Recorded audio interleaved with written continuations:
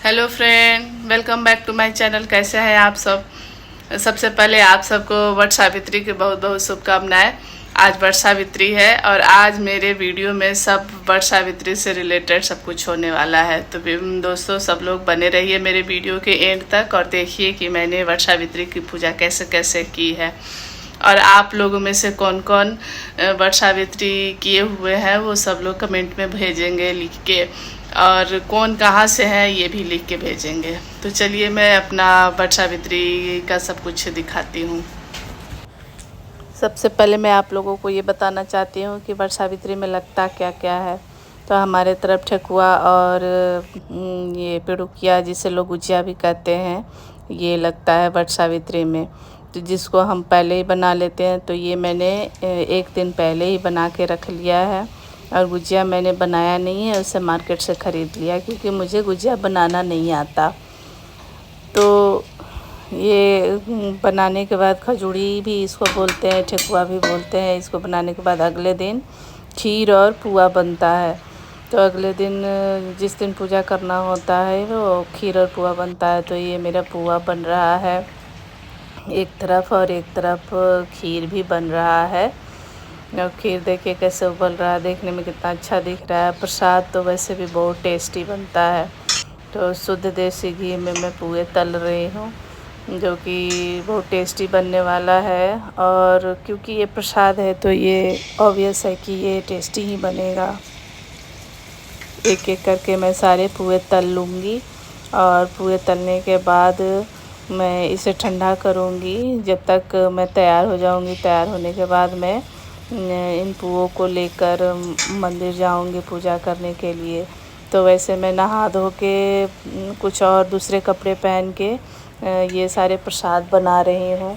अभी मंदिर जाने से पहले मैं साड़ी पहनूँगी और सारे जेवर वेवर पहनूँगी। तो देखिए मंदिर जाने के लिए मैं यही सब पहनने वाली हूँ।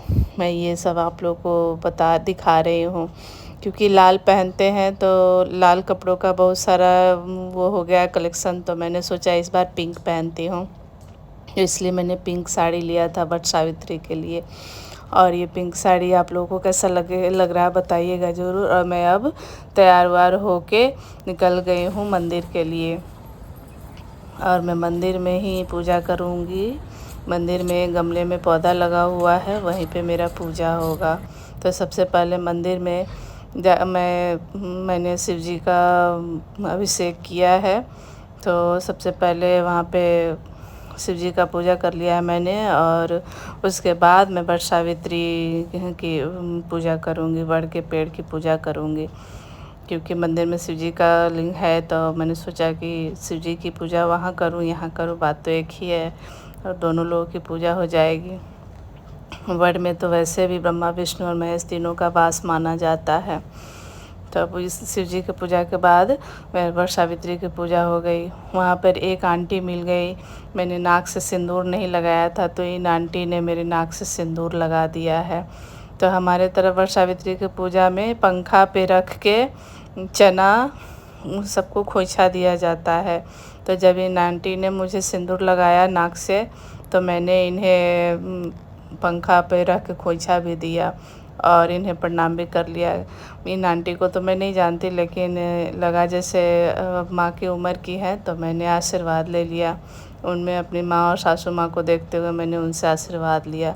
तो ये चना और पंखा पे रख के जो खोइछा देते हैं ये 5 सुहागनों को, कम से कम 5 सुहागनों को देते हैं।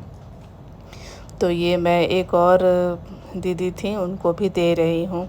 और ऐसे ही करके वहाँ पे 4-5 सुहागन लोग थी, उनको भी दिया है। इधर ये 2 लोग खड़े हुए हैं। अब मैं पूजा शुरू कर रही हूँ। नीचे मैंने सब पूजा वड़ के जग में सब कुछ चढ़ा दिया है और अब धागा लपेट रही हूँ। धागा पहले लपेटेंगे तो हाथ में मेरे जो धागा है मैं उस सब को लपेट दूँगी अगर पॉसिबल हुआ तो। नहीं तो आप 7, 11 या 21 बार या 51 बार या 108 बार कर सकते हैं। तो मैंने बिना काउंट किए ही मेरे पास जो धागा था उसे सोचा कि इसे ख़त्म कर देती हूँ लपेट के। और मैंने वही किया, पूरा धागा को लपेट दिया।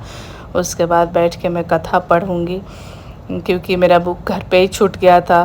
तो कथा मैंने मोबाइल में निकाला और मोबाइल से ही मैंने कथा पढ़ना शुरू किया। मेरी बेटी भी उधर बगल में खड़ी है और ये आंटी लोग हैं और बहुत सारी व्रती लोग हैं जो वहाँ पे धागा लपेट रही हैं वड़ के पेड़ में, और मैं अपना यहाँ पे कथा शुरू कर रही हूँ मोबाइल में देख के। मेरी बेटी मेरे बगल में बैठी हुई है और कुछ आंटी लोग अगल बगल में जो पूजा नहीं कर रही हैं वो चुपचाप उधर खड़ी हैं। अब मैंने कथा करना शुरू कर दिया है। लास्ट में मैंने एक दुल्हन थी उनको भी चना का खोइछा दिया। इनका पहली बार हो रहा है वट सावित्री। तो इस तरह से मेरा वट सावित्री का पूजा समाप्त हो गया। तो दोस्तों, आप सबको कैसा लगा मेरा पूजा ज़रूर बताइएगा, और मेरे चैनल को लाइक और सब्सक्राइब करना मत भूलिएगा प्लीज़। इसी के साथ ही अपना ब्लॉग मैं ख़त्म करती हूँ। Thank you, bye bye, good night.